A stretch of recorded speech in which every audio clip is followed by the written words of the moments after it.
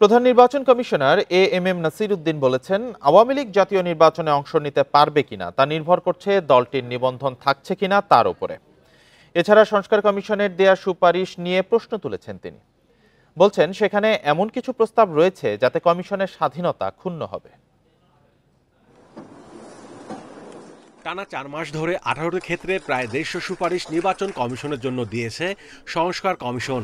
এর মধ্যে জবাবদিহির ক্ষমতা সংসদীয় কমিটিতে ন্যস্ত করা, সীমানা পুনর্নির্ধারণ ও ভোটার তালিকার জন্য স্বাধীন কর্তৃপক্ষ গঠনের মতো বিষয় আছে।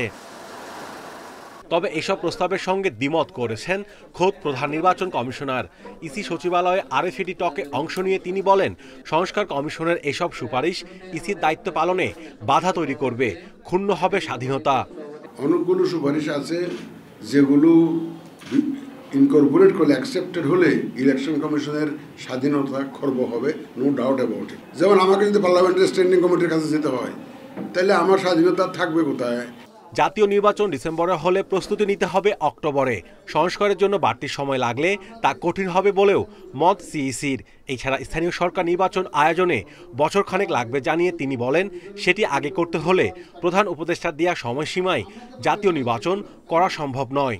মে জুন মাসে তো ইলেকশন সাধারণত আমরা তো অতীতে দেখি নাই এরকম যে বর্ষাকালে ইলেকশন হতে।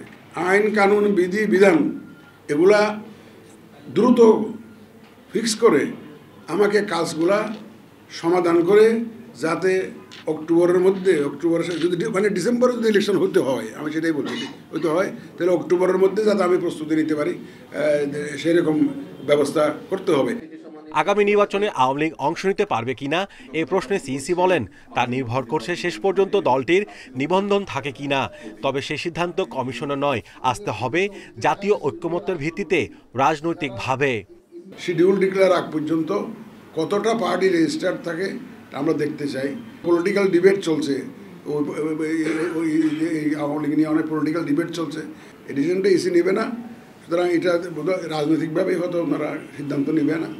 জাতীয় নির্বাচন আয়োজনে আইন শৃঙ্খলা বাহিনীর গুরুত্বের কথা তুলে ধরে প্রধান নির্বাচন কমিশনার জানান, অনিয়ম রুখতে সামনে থাকতে হবে জনগণকে, প্রয়োজনে কাজে লাগানো হবে বিএনসিসিকে। Mahmudul Hasan, Independent News, Dhaka.